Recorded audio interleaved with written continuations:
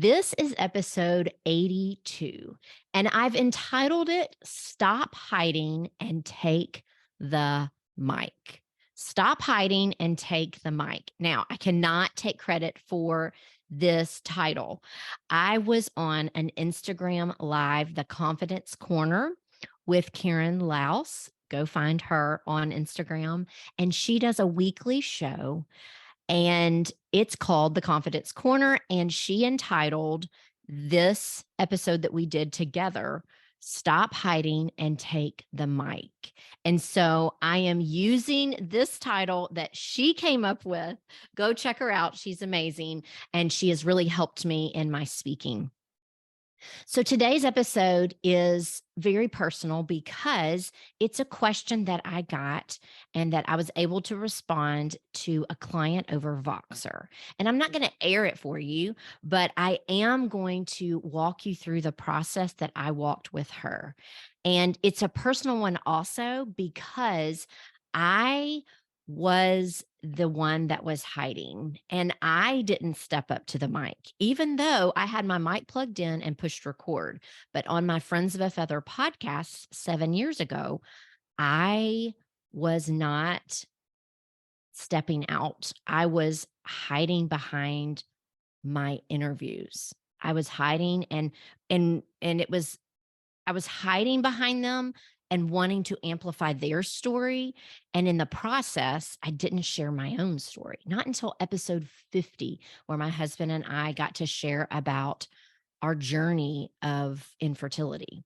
And so I want to just share what my client talked to me about. And then I'm going to share 3 things that you can do to help you stop hiding and take the mic, things that I've done and continue to do.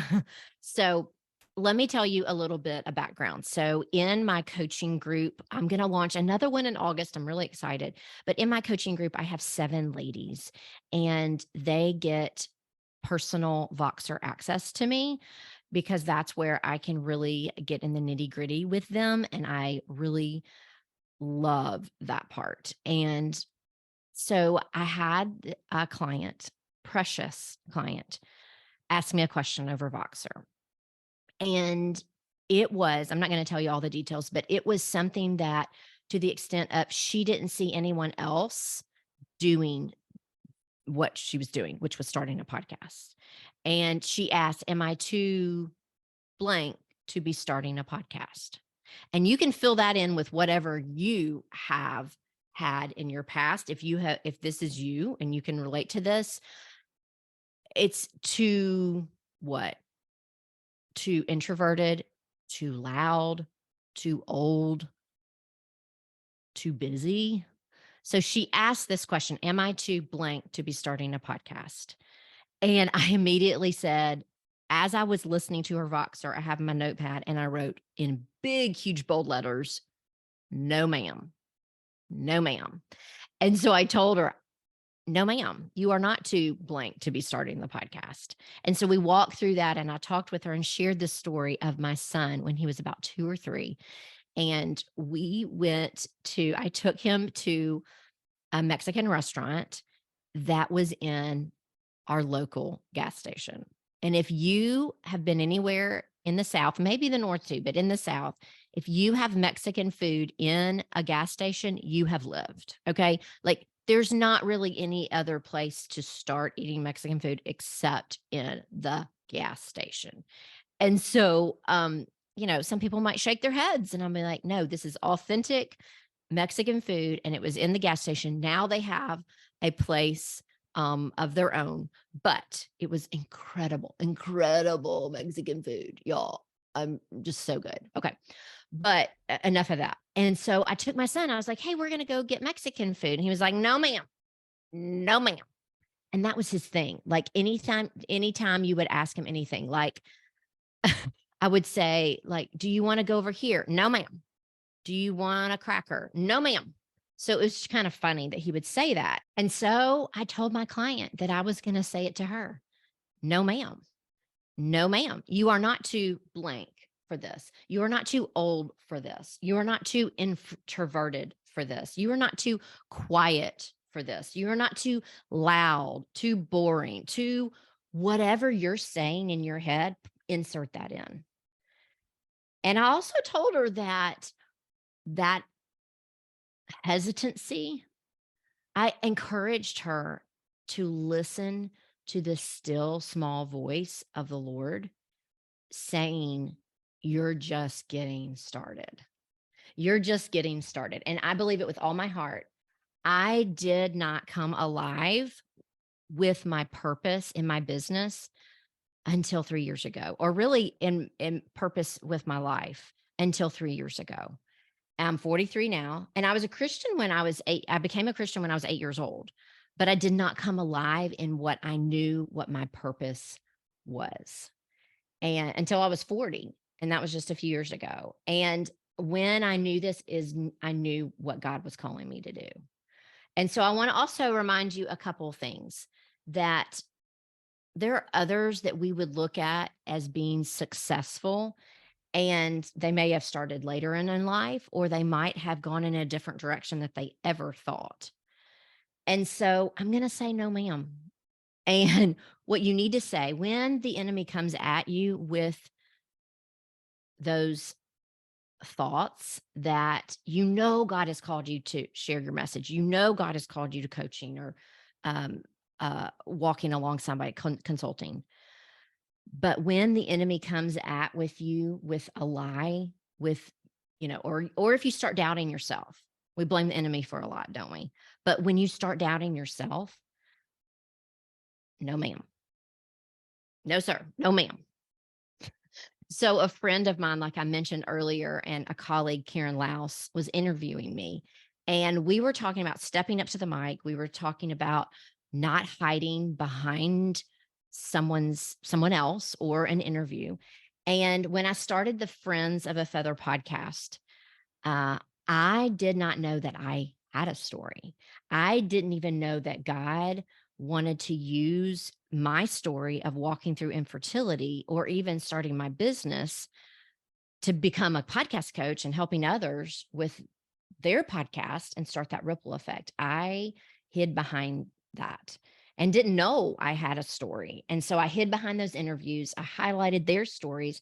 And it was so ironic that I was highlighting their stories, but then didn't want to share mine. And so I was on this journey of really letting go, realizing that I had a story and not hiding behind those guests. And so I want you to check out this live that we did in the show notes and go and listen to that live that Karen and I did together. It was really, really great, about 20 minutes, and it was really good. But we were talking about stepping out, not hiding. And there were 3 things that I shared with her that I want to share with you today. And I like to alliterate things, but I grew up Baptist, y'all. So we like to have the 3 points. We like to, do that. But today I'm not going to alliterate, but I am going to have 3 points that start with a B, a C, and a D. B, C, D. Okay.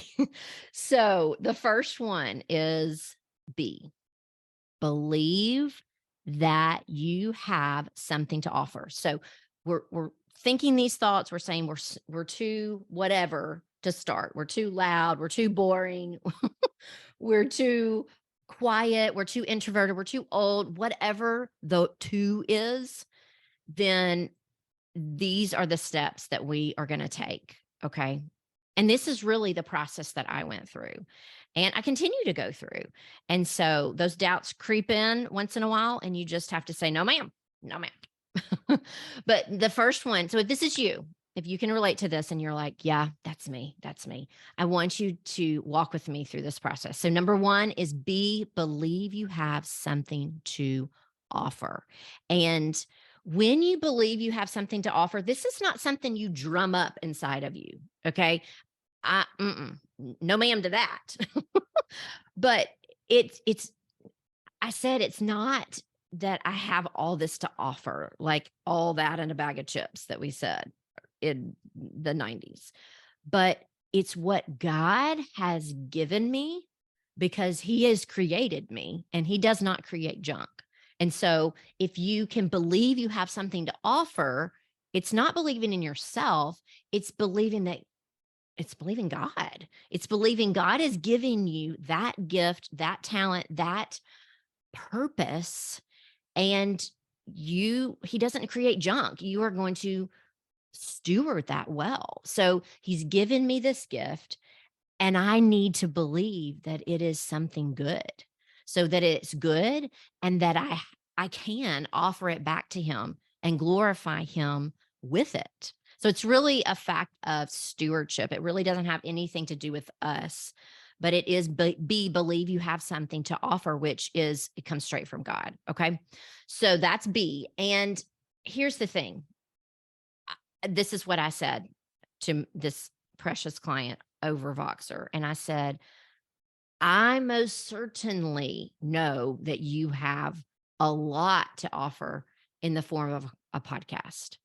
And if you are out there, listener, and you are thinking, I don't know, like, I don't know if this is, you can talk to me, DM me on Instagram or email me and just say, hey, I'm doing this thing, or I'm about to start this business. What do you think? Like, what could my podcast even be about? And I could walk you through that and talk with you about it. Just to have somebody else that's not your family, because your family, they have to say stuff like that. Like, yes, oh, you're amazing.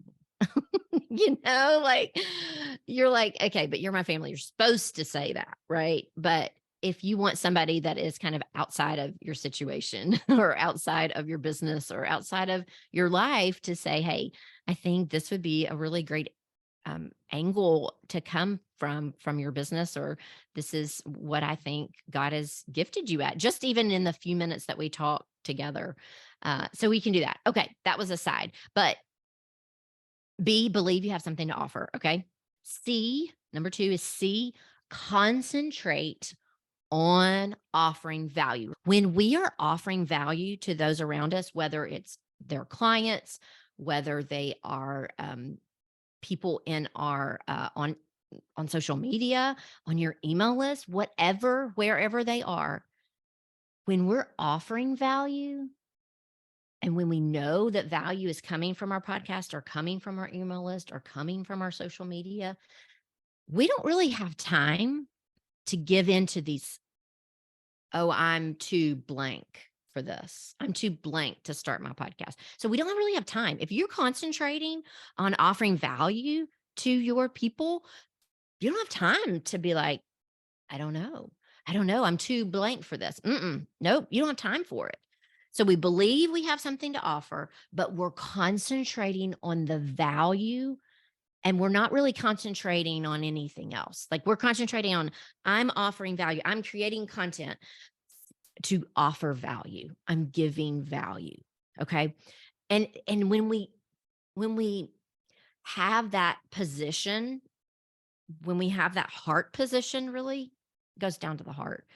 When we're thinking of others, what is it? We can't think about ourselves. When we are serving others, you can't do that. What does it say? I heard something on another podcast, or I was reading a book or something about service. And when you're serving others, you can't think about yourself. Like, it's the best way to get out of self-pity is to serve somebody else. So when we're thinking about others, not ourselves, how can I give this person value? And when you do that, you don't have time to think about anything else. So that's number 2, is concentrate on offering value. So that's C. Now D is do it. I mean, I know it sounds silly and simple, but it's D, do it. And I have to tell myself this all the time. I had to set 2 timers this morning so that I could finish the things that I needed to finish within time increments. I had to do it.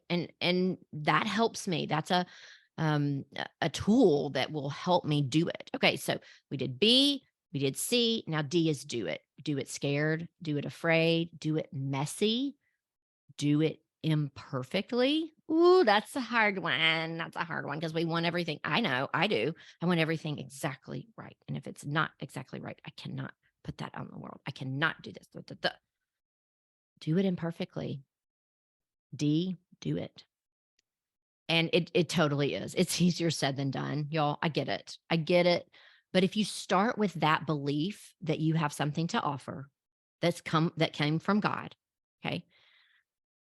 And I'm going to pray after I'm going to pray that now. I was going to pray after we get off of this uh this episode, but I was going to pray that God would reveal that to you and reveal the competence, because competence only comes from Him. If somebody is like, yeah, have confidence, have competence in what you're doing. Okay, that comes from God. We cannot have competence in ourselves, because then we're self reliant. And that is the opposite of a Holy Spirit filled life. Okay. So competence comes from Him, not us. So He created us, He has a plan for each of us, and He will enable us to do it.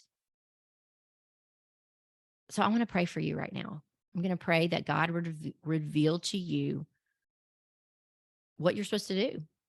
And so we're going to stop right here and pray. Dear Jesus, I pray for each listener that's listening. I pray for that one lady that's listening and is wondering, should I start one? Should I not? Lord, I pray that she would press into you and that she would do what you want her to do. If this is not the right time, she would not do it. She would seek after you. Lord, she would realize that her competence comes directly from you, that it's not anything else. It's not ourselves, but it comes straight from you. And that she would realize that if you've called her to it, then you are going to enable her to do it through the Holy Spirit power at work in her life. And so I pray for that gal right now. In your name, amen. I love that I can stop a podcast and pray over somebody. Like that, that's my purpose. Glorify God, make Him known in whatever I do, whatever I set my hands to do, that I would do that to glorify God. Okay. So He's created you, He has a plan for you, and He's going to enable you to do it. So, B, let's recap. B, believe you have something to offer that is good because God gave it to you. He gifted you with it. Okay. And then C, concentrate on offering value. When you do that, you can't look at yourself. You can't look at yourself because you're serving others. And then D is to do it. And also want to tell you this, like, do it even when you feel like an imposter, even when your Aunt Ida doesn't understand what your business is about, even when you get all up in your head in your thoughts, do it even when you're scared.